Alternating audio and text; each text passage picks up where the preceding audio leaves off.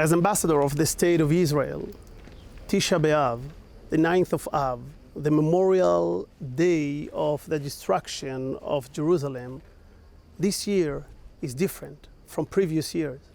This time I'm in Rome at Titus Gate, built in honor of that victory over Jerusalem, over the Jewish people in the year 70. Across from us stands the Colosseum, constructed from the spoils of that war. And on the other side, the Curia, the ancient Roman Senate building. Incredible symbolism. The triumphal procession made its way through the main streets of Rome. Then it came here to the Via Sacra, the holy path to the temple of Jupiter, where sacrifice was performed and public celebrations took place. Yosef ben Matityahu, Josephus Flavius, the commander of the Galilee during the Great Revolt, who was captured and joined Titus, documented the war in his book, History of the Jewish War against the Romans. He was an eyewitness to that historical parade. I will read an excerpt from his book. On the appointed day, none of the vast multitude of the inhabitants of the city remained at his house. Everyone went out and grabbed a piece of land that they could stand on. The people who led the loot procession were dressed in special clothes.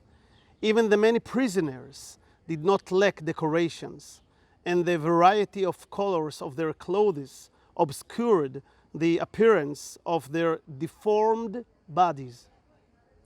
Many pictures reenacted the war. A prosperous land becomes a wasteland.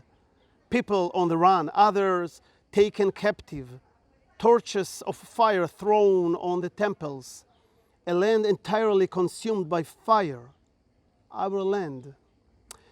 All of these were the fate of the Jews. At dawn, Vespasian and Titus set out for Octavia's walk, where the stage stood and from where the procession began.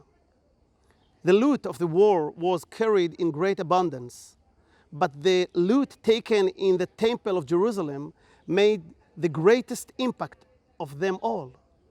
That is, the golden table of the weight of many stones, the menorah also that was made of gold.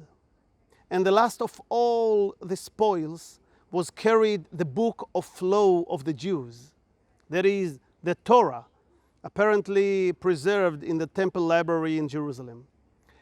End of quote from Josephus. By the way, the place from which the procession of humiliation of the captives of Jerusalem began, Octavia's walk, was interestingly chosen about 1500 years later as the place of the Jewish ghetto in Rome. Again, fascinating symbolism.